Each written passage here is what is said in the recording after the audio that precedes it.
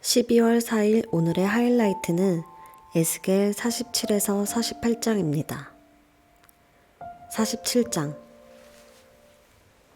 그가 나를 데리고 다시 성전 문으로 갔는데 보니 성전 정면이 동쪽을 향하여 있었는데 문지방 밑에서 물이 솟아나와 동쪽으로 흐르다가 성전의 오른쪽에서 밑으로 흘러내려가서 제단의 남쪽으로 지나갔다.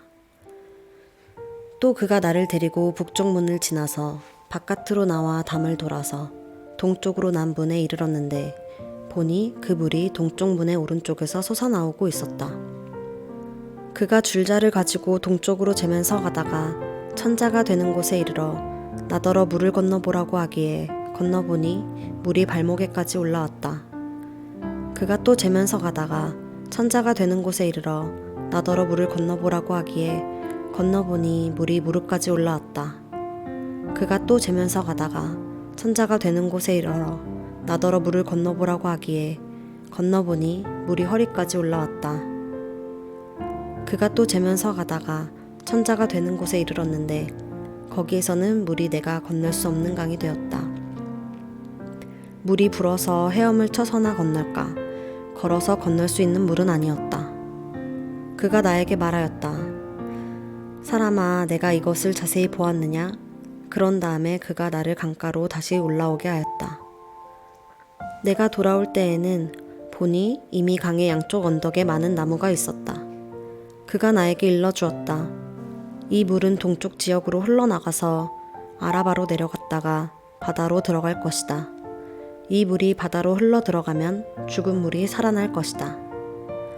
이 강물이 흘러가는 모든 곳에서는 온갖 생물이 번성하며 살게 될 것이다. 이 물이 사이로 흘러 들어가면 그 물도 깨끗하게 고쳐질 것이므로 그곳에도 아주 많은 물고기가 살게 될 것이다. 강물이 흘러가는 곳이면 어디에서나 모든 것이 살 것이다. 그때에는 어부들이 고기를 잡느라고 강가에 늘 늘어설 것이다.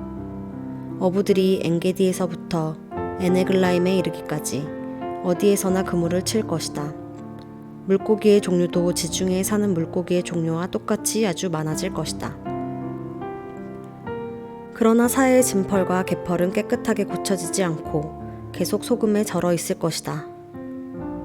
그 강가에는 이쪽이나 저쪽 언덕에 똑같이 온갖 종류의 먹을 과일 나무가 자라고 그 모든 잎도 시들지 않고 그 열매도 끊이지 않을 것이다.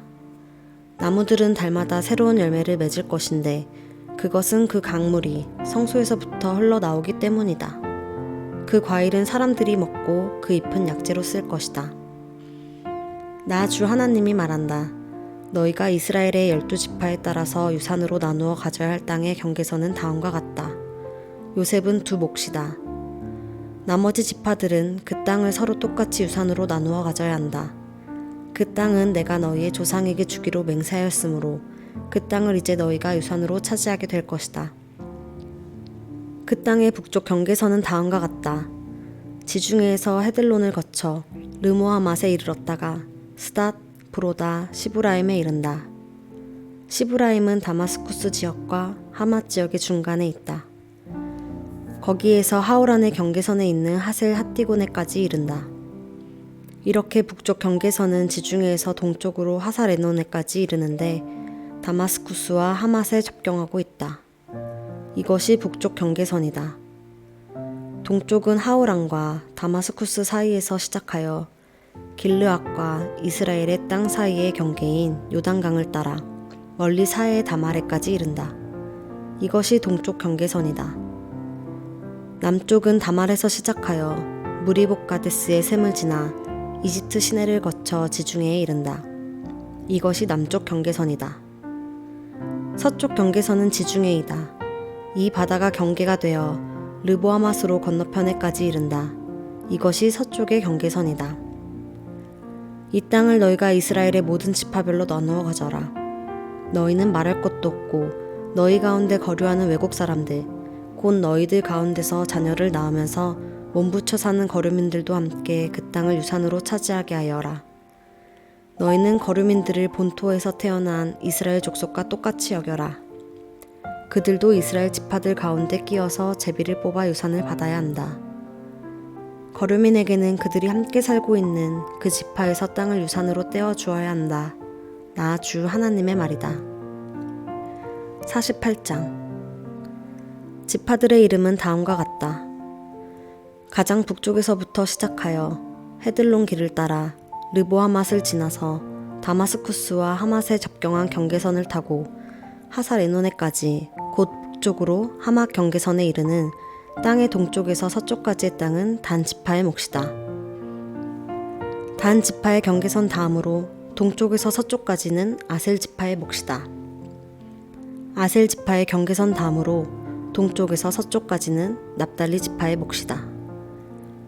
납달리 지파의 경계선 다음으로 동쪽에서 서쪽까지는 므낫세 지파의 몫이다.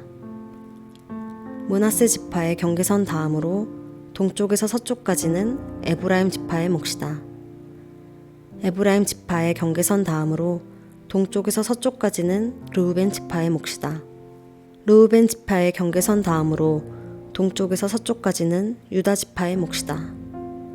유다 지파의 경계선 다음으로 동쪽에서 서쪽까지는 너희가 거룩하게 바쳐야 할 땅이다. 그 너비는 25,000자이고 그 길이는 다른 지파들의 목과 같이 동쪽에서 서쪽까지이고 그 한가운데 성소를 세워야 한다. 너희가 주께 거룩하게 바쳐야 할 땅은 길이가 25,000자요 너비가 10,000자이다. 거룩하게 바친 이 땅은 제사장들에게 주어야 한다. 그들에게 줄 땅은 북쪽으로 길이가 25,000자, 서쪽으로 너비가 10,000자, 동쪽으로 너비가 10,000자, 남쪽으로 길이가 25,000자이다. 그 한가운데 주의 성소가 있어야 한다. 이 땅은 거룩히 구별된 제사장들, 곧 사독의 자손에게 주어야 한다. 그들은 이스라엘 자손이 잘못된 길로 갔을 때 레위 지파의 자손이 잘못된 길로 간 것처럼 하지 않고 내가 맡겨준 직책을 지킨 사람들이다.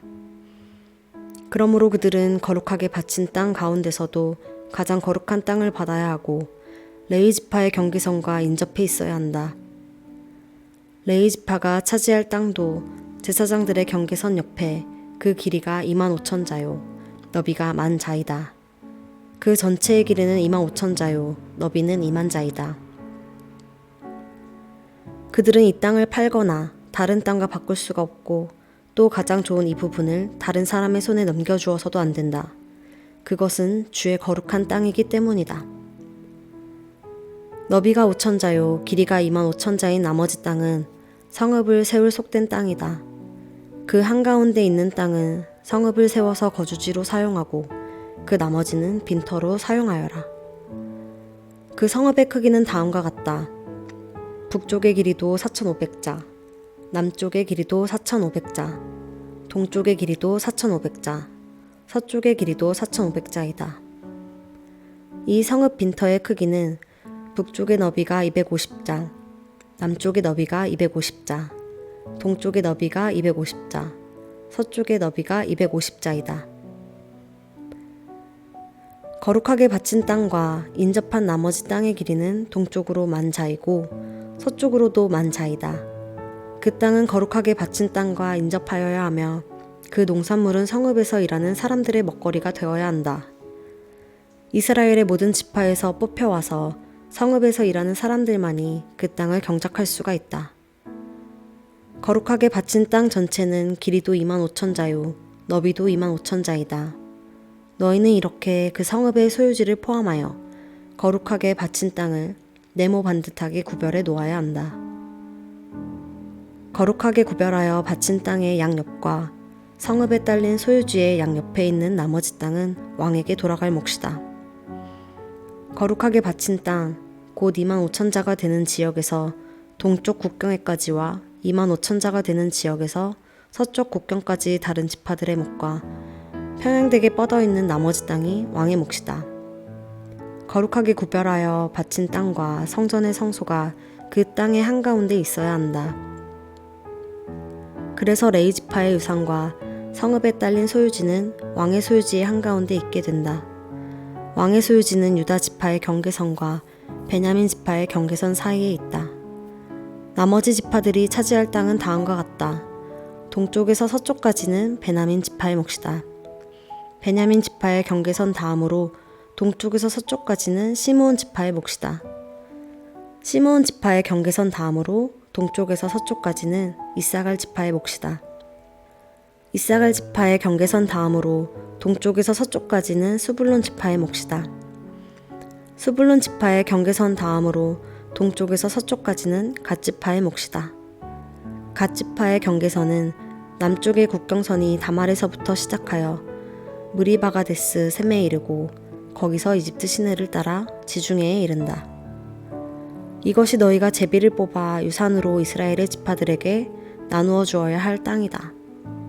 이 땅들이 바로 그 지파들의 몫이다. 나 주 하나님의 말이다. 그 성읍의 문들은 다음과 같다. 북쪽 성벽은 너비가 4,500자이다. 이 성읍의 문들은 이스라엘 지파들의 이름에 따라 부른 것이다. 북쪽에 문이 셋 있는데 하나는 르우벤 문, 하나는 유다 문, 하나는 레위 문이다. 동쪽 성벽도 너비가 4,500자이고 문이 셋 있는데 하나는 요셉 문이고 하나는 베냐민 문이고 하나는 단 문이다. 남쪽 성벽도 너비가 4,500자이고 문이 셋 있는데 하나는 시므온 문이고 하나는 이사갈 문이고 하나는 스불론 문이다. 서쪽 성벽도 너비가 4,500자이고 문이 셋 있는데 하나는 갓 문이고 하나는 아셀 문이고 하나는 납달리 문이다. 이렇게 그 둘레가 18,000자이다. 이 성읍의 이름이 이제부터는 여호와 샤마라고 불릴 것이다. 아멘.